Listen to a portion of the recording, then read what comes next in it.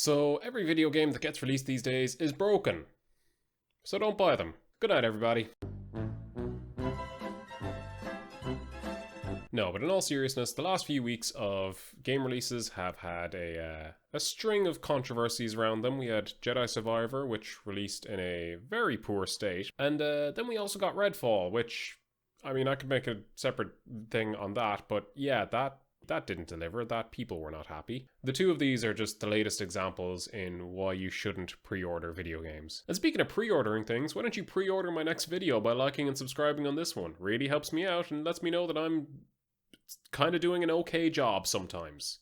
But even that's hairy at times, let's face it. A lot of the time what happens is that the publishers don't really care as long as they've made the money back. The only thing that does affect them is their wallets and maybe their reputation, depending on the company. Just in the recent past, the games that come to mind are stuff like The Last of Us Part 1, Callisto Protocol, Cyberpunk 2077, GTA Definitive Editions. The list goes on and on.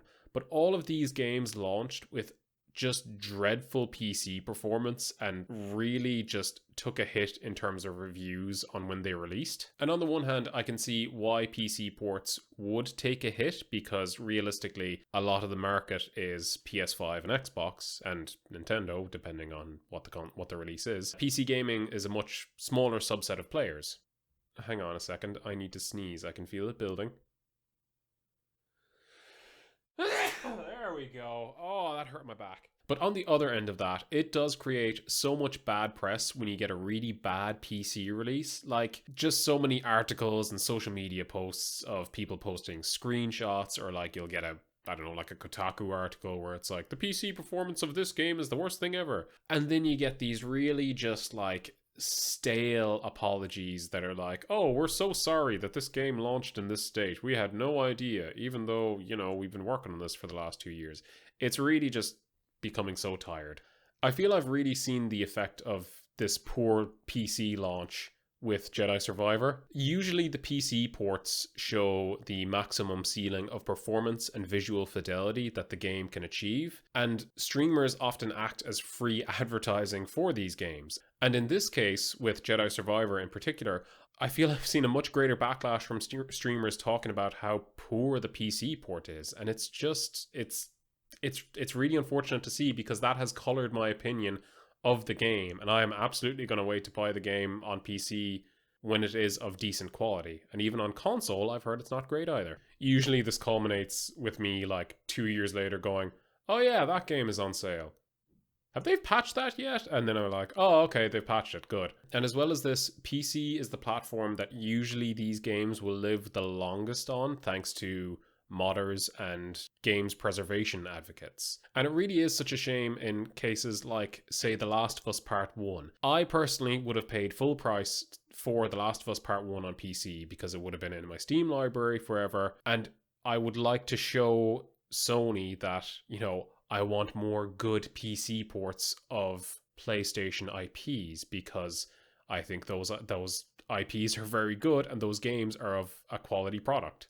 Same thing with Jedi Survivor. I would like to buy it to show that, hey, I would like more good Star Wars games, but unfortunately, this whole launch scenario has happened, hasn't it? But especially when games are getting more expensive to make and more expensive to buy, it really makes that practice a lot harder to defend within the games industry. I could make a whole other video talking about how I think that games are too expensive to make. It's not a case of more money equals better, because you're just going to get bigger failures, especially in cases like this. And it's especially hard to defend cases like, say, with Cyberpunk 2077, where there was a clear difference of performance between the PC version and the PS4 and Xbox version, and some of the games reviews out there didn't actually outline it properly. IGN still gave the game a 9 out of 10, but they only barely mentioned the performance on the console versions and had to make a separate review for those versions. Now, I do believe that a lot of developers want to do a good job, no matter what.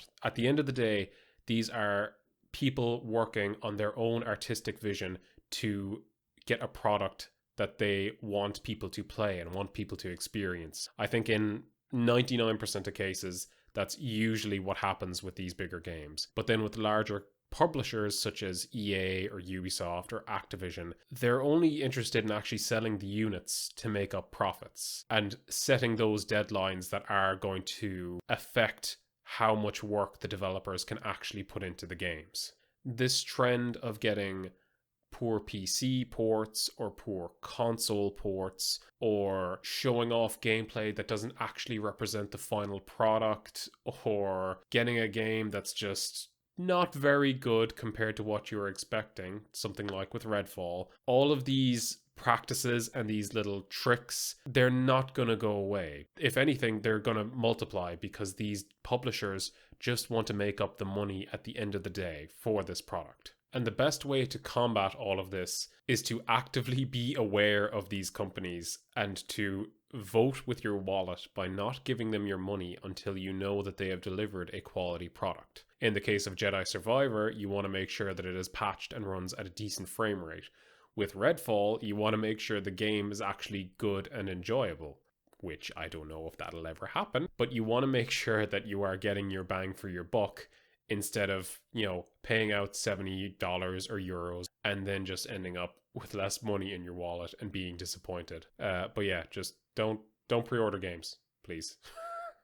That's all I got. That's it. That's the gist of the video. Just don't pre-order games.